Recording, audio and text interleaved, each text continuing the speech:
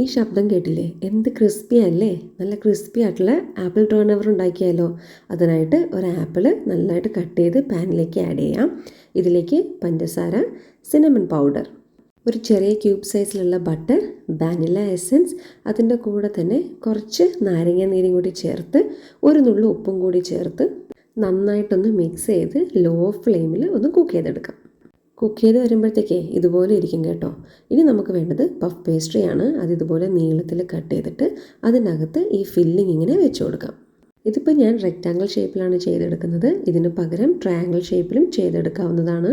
Filling വെച്ചതിന് ശേഷം ഇതുപോലെ ഒന്ന് മടക്കിയിട്ട് രണ്ട് സൈഡും നന്നായിട്ടൊന്ന് സീൽ ചെയ്ത് കൊടുക്കാം. അതിനുശേഷം ഒരു ഫോർക്ക് വെച്ച് ഇതുപോലെ ഒന്ന് പ്രസ് ചെയ്ത് കൊടുത്താൽ നന്നായിട്ട് ടൈറ്റ് ആവുകയും ചെയ്യും, അതുപോലെ തന്നെ നല്ല ഭംഗിയായിട്ട് ഇരിക്കുകയും ചെയ്യും.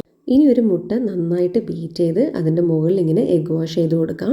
ഇനി പ്രീ ഹീറ്റ് ആയിരിക്കുന്ന അവനിൽ 180 ഡിഗ്രി സെൽഷ്യസിൽ 20 മിനിറ്റ്സ് ബേക്ക് ചെയ്തെടുത്തു കഴിഞ്ഞാൽ നല്ല ടേസ്റ്റുള്ള ആപ്പിൾ ടേൺ ഓവർ റെഡി.